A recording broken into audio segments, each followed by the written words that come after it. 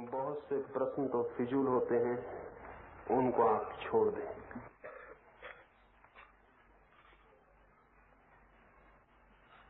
मुझे उनकी बात सुन के एक घटना स्मरण हो आई। एक धर्म गुरु पहली बार ही चर्च में भाषण देने गया था। उसे डर था कि लोग कहीं कोई प्रश्न न पूछे,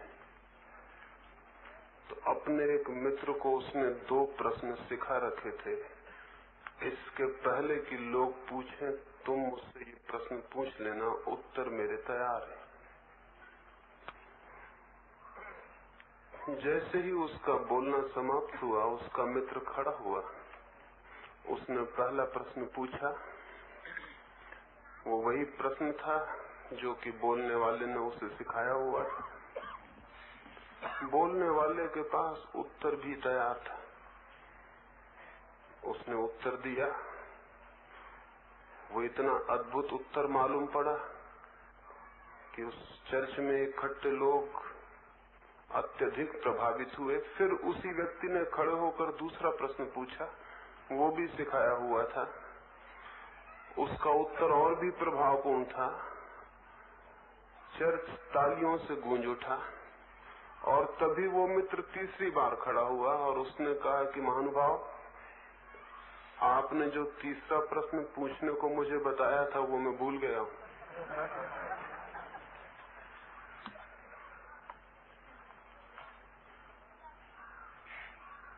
कोई यहाँ बंधे हुए प्रश्नों के न तो बंधे हुए प्रश्न हैं, न कोई बंधे हुए उत्तर हैं।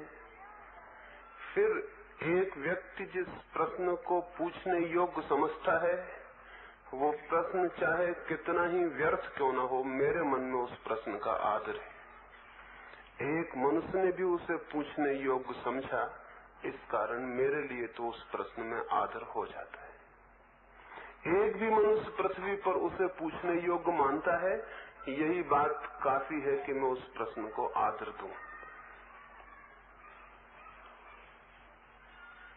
फिर प्रश्न महत्वपूर्ण होते हों या न होते हों, प्रश्न को पूछने वाला चित्त जब किसी प्रश्न को पूछता है तो उस चित्त की सूचना मिलती है। उस प्रश्न में चाहे कुछ भी न हो, लेकिन वो प्रश्न उस चित्त के तरफ इशारा करता है जिसने पूछा।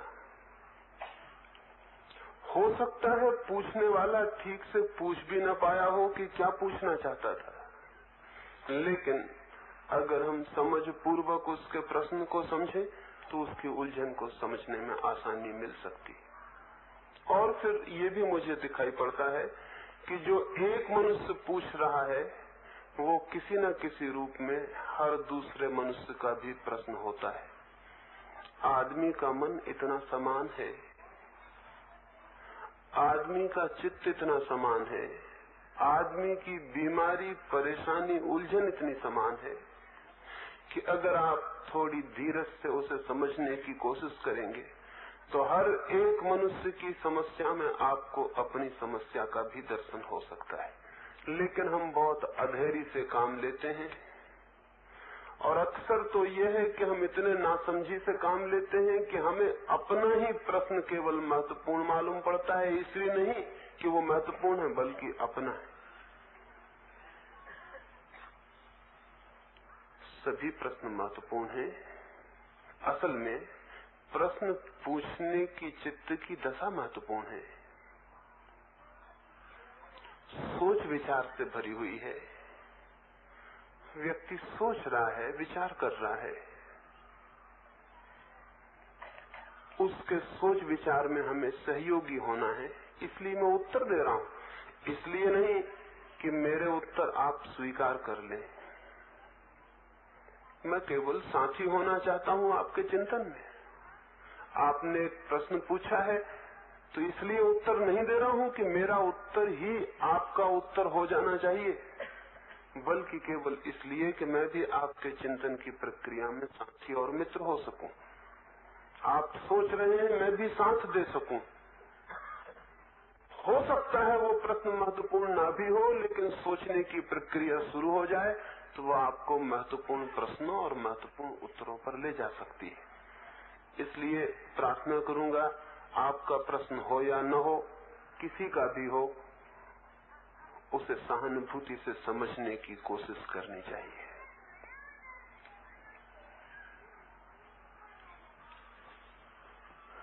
एक मित्र ने पूछा है,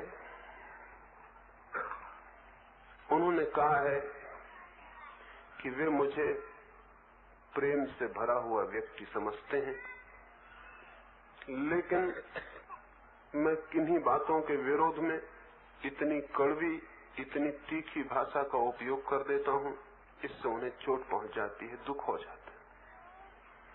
तो उन्होंने चाहा है कि मैं ऐसी भाषा का उपयोग करूं जो किसी को चोट न पहुंचाए, थोड़ी कम कठोर भाषा में सत्यों के संबंध में कहूं। उनकी बात ठीक है, लेकिन मुझे तो ऐसा लगता है इतनी कठोर भाषा में कहे जाने पर भी मुश्किल से ही किसी के मन तक वो पहुंचती हो, और मधुर भाषा में कहे जाने पर शायद वो आपकी नींद में सुनाई भी ना पड़े। जिसे किसी की नींद खोलनी हो उसे जोर से झकझोरना पड़ता है। झकझोरने की इच्छा नहीं होती, क्योंकि झकझोरने में क्या रस है, लेकिन नींद तोड़ना बिना झकझोरे संभव नहीं होता। और कई बार तो हमारे चित्त की जड़ता इतनी गहरी हो जाती है कि बिना चोट पहुंचाए वहां कोई खबर ही नहीं पहुंचती। वे ठीक कहते हैं,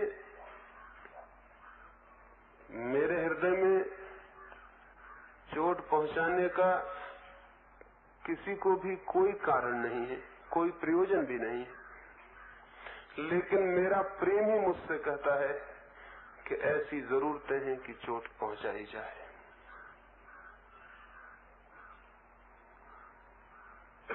यूरोप के एक बहुत बड़े चिकित्सक केनेथ वाकर ने एक छोटी सी किताब लिखी है, और उस किताब को जॉर्ज गुरजीएफ को समर्पण किया है, और डेडिकेशन में, समर्पण में लिखा है, to the disturber of my sleep. George Gurdjieff को समर्पण किया है, लिखा है मेरी नींद को तोड़ देने वाले जॉर्ज गुरजीएफ को। किसी ने वाकर को पूछा कि नींद जब किसी ने तोड़ी होगी तो बड़ी चोट पहुंची होगी, तो उसने कहा, गुरजीएफ पर जितना क्रोध मुझे जीवन में आया था पहली बार, उतना किसी और पर नहीं आया। लेकिन वही आदमी मेरी नींद की तोड़ने वाला भी बन गया, और तब मैंने पीछे जाना कि उसने जो शॉक, उसने जो धक्का मुझे दिया था वो कितना प्रेमपूर्ण था। अगर वो धक्का न देता तो शायद मैं जागता भी नहीं। ये उसकी दया थी कि उसने धक्का दिया, और अब मैं अत्यंत आदर से स्मरण करता हूं उसका कि उसने मेरी नींद तोड़ दी। कोई भी नींद तोड़ने वाले को कभी पसंद नहीं करता है। आप सो रहे हो गहरी नींद में और सुबह 4 बजे कोई आपको जगाने लगे तो मन को बड़ा गुस्सा आता है। मन शायद नींद पसंद करता है। तो आप अगर उस जगाने वाले को कहें कि इस तरह जगाएं कि मुझे धक्का ना लगे, मेरी नींद खराब ना हो, इस तरह जगाएं, तो वो कहेगा फिर जगाना भी नहीं हो सकता है। आप ठीक कहते हैं, मेरे शब्द कुछ कठोर हो सकते हैं, लेकिन मेरी समझ में अभी वे इतने कठोर नहीं हैं जितने होने चाहिए।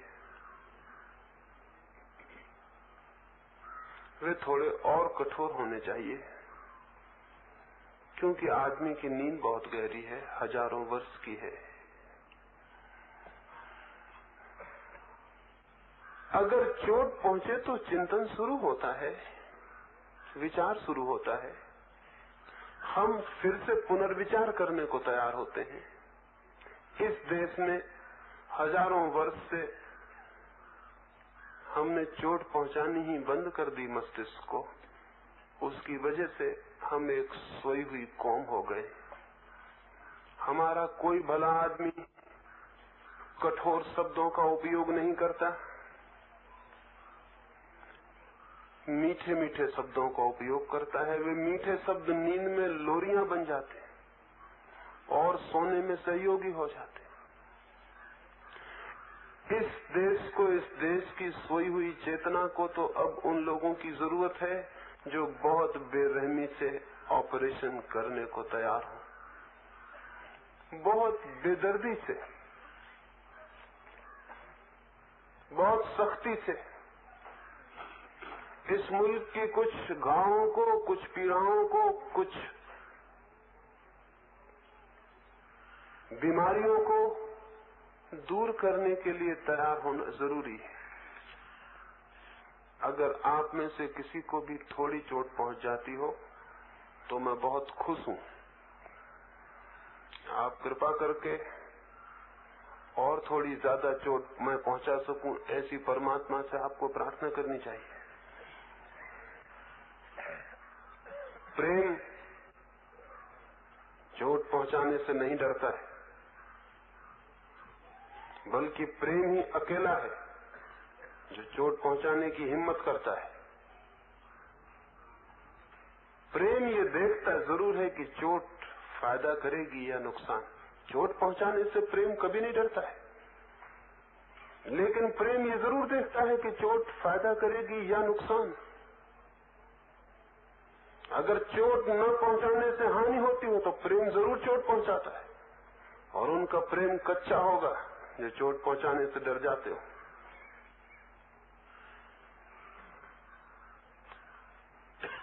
मुझे तो ऐसा ही मालूम पड़ता है कि इस जमीन पर जिन थोड़े से लोगों ने मनुष्य जाति के चिंतन को, चित्त को चोटें पहुंचाई हैं, झकझोर दिया है, हिला दिया है, वे ही थोड़े से लोग मनुष्य को आगे गतिमान करने में सहयोगी और साथी हुए।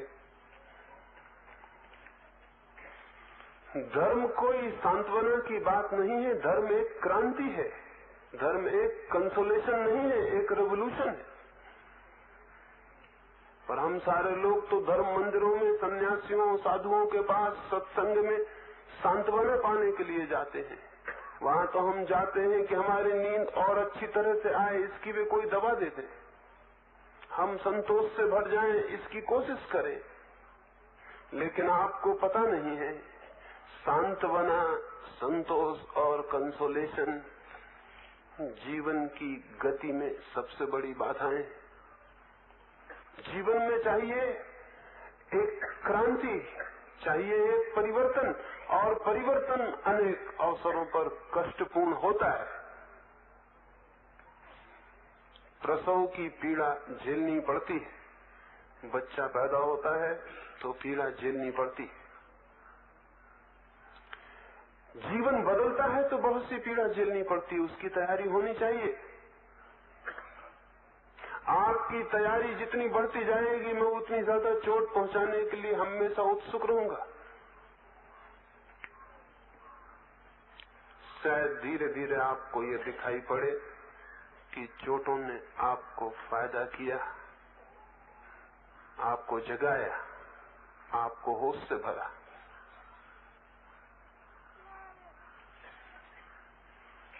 एक फकीर था, हुई हाई,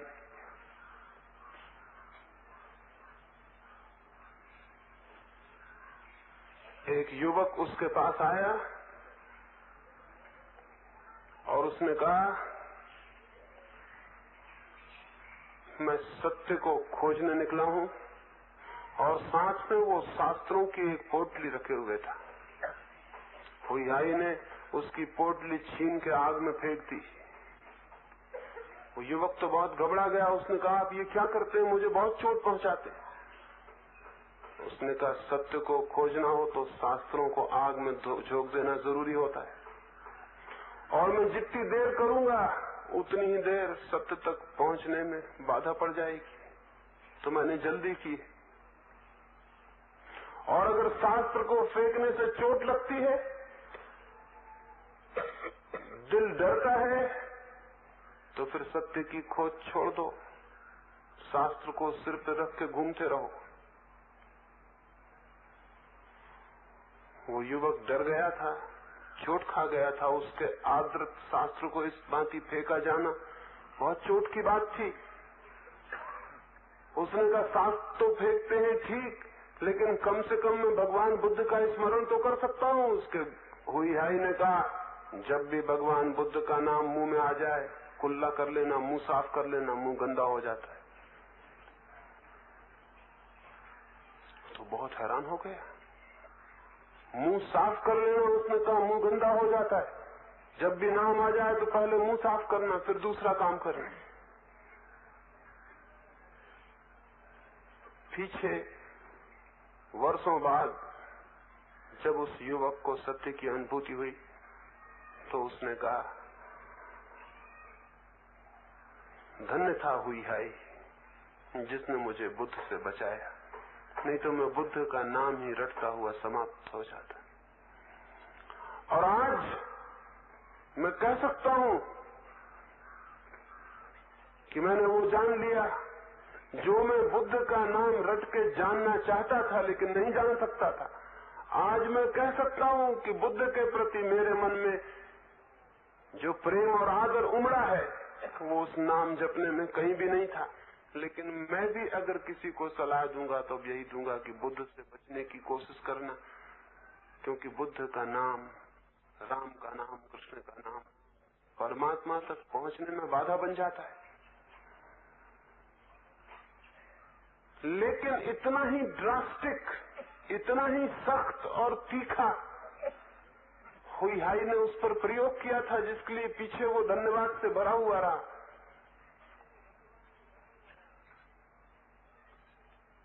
एक फकीर था, एक रात एक मंदिर में ठहरा हुआ था। सर्द रात थी। मंदिर में वो भीतर गया और बुद्ध की एक प्रतिमा लाकर, लकड़ी की प्रतिमा थी, उसने आग लगा ली और तापने लगा।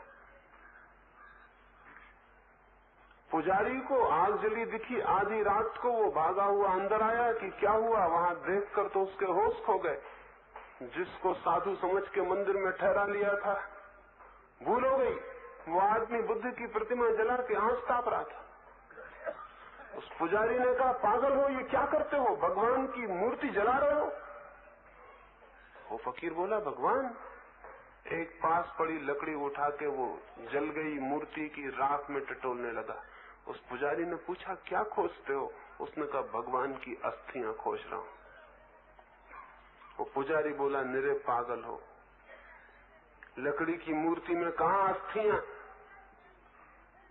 उस फकीर ने कहा फिर रात अभी बहुत बाकी है और सर्द भी बहुत है, एक मूर्ति और उठा लाओ। अंदर 3 मूर्तियां भी और रखी, सुबह तक 3 मूर्तियां काम दे देंगी।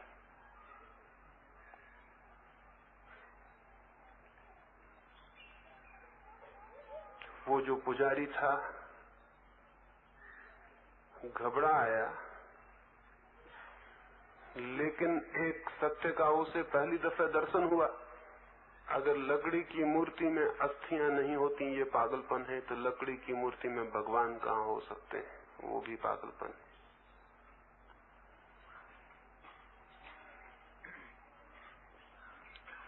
लेकिन इसे दिखाने को चोट बड़ी भारी करनी पड़ी।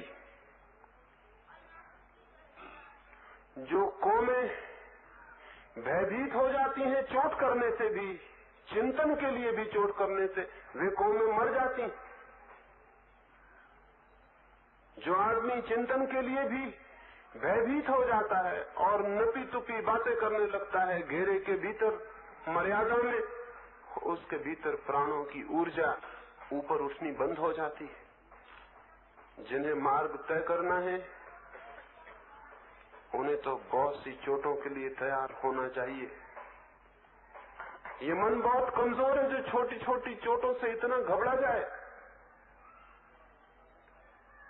और हम छोटी छोटी बातों से इतने भयभीत हो जाते हैं जिसका कोई भी हिसाब नहीं, और पीछे छिपे प्रेम के भी दर्शन हमें नहीं हो पाते।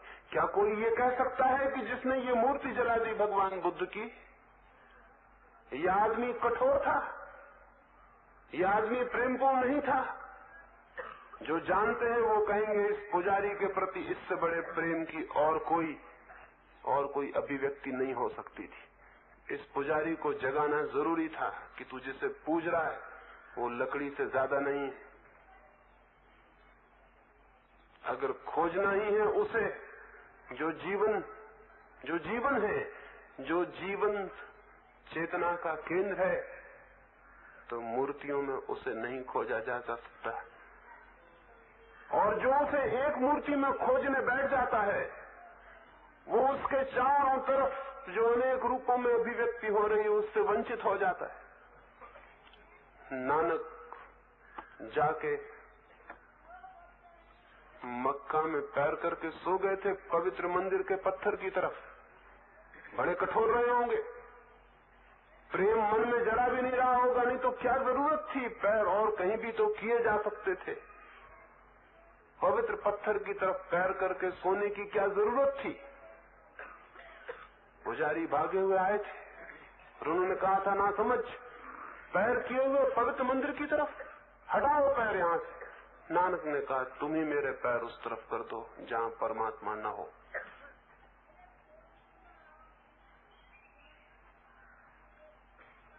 बड़ी चोट थी। उन थोड़े से लोगों ने जिन्होंने आदमी को चोट पहुंचाने का प्रेम दिखलाया है, उन्होंने आदमी को विकसित किया है। जिनने थोड़ी चोट पहुंचाने का प्रेम दिखलाया, उन्होंने मनुष्य की चेतना को आगे बढ़ाया है। जिस दिन ऐसे लोगों की संख्या ज्यादा से ज्यादा होगी जो चोट पहुंचा सकते हैं, जिनका प्रेम ये साहस कर सकता है, उस दिन मनुष्य के जीवन में बड़ी क्रांतियां संभावी हैं। तो मैं तो प्रार्थना करूंगा, मधुर शब्दों को मत खोजें। मधुर शब्द होने से ही प्रेम नहीं हो जाता। शब्दों के पीछे क्या आकांक्षा है उसे खोजें। उन्होंने कहा है कि आप सन्यासियों के संबंध में जो कहते हैं उससे सन्यासी आपके दुश्मन हो रहे हैं। अगर वे दुश्मन हो जाएंगे तो मैं जो कह रहा हूं वो सिद्ध हो जाएगा कि सही था। एक मित्र ने आज सुबह खबर दी कि एक सन्यासी यहाँ आए हुए थे, वो बहुत नाराज हो गए और वो कल रात यहाँ आके 10-5 मित्रों को लेके कुछ रामधुन करने वाले थे ताकि यहाँ मीटिंग ना हो सके। मैंने कहा उनसे कहो कि बड़ी गलती हो गई, आज वो आ जाएं, भजन करते हैं, उसकी जगह रामधुन हो जाएगी। उसमें हर्जा क्या है? इसमें मीटिंग में बाधा क्या पड़ेगी? और थोड़ा आनंद आ जाएगा। और वो नाराज हो गए हैं। तो फिर जिन मुनि शांतिनाथ की मैं बात कर रहा था, हमें ख्याल भी नहीं था कि वो यहाँ हो सकते। नाराज होने की क्या बात है? और अगर वो यहीं खड़े होकर नाराजगी जाहिर कर देते तो मेरा तो बड़ा हित हो जाता। हमें तो प्रमाण मिल जाता, जो मैं कह रहा था वो बात बिना प्रमाण के न रह जाती, प्रूफ सामने खड़ा हो जाता। अगर कोई सन्यासी शत्रु हो सकता है मेरी बातें सुनकर, तो वो समझ ले कि वो मेरी बातें सिद्ध कर रहा है। सन्यासी और शत्रुता का क्या संबंध? सन्यासी के मन में और शत्रुता का क्या सवाल? और सन्यासी के मन में भी शत्रुता हो तो ऐसे सन्यासी पर दया नहीं की जा सकती। ऐसे सन्यासी को जमीन से विदा करना ही होगा, तो ही हम उस सन्यासी को जन्म दे सकेंगे जिसके हृदय में शत्रुता नहीं होती, प्रेम होता है।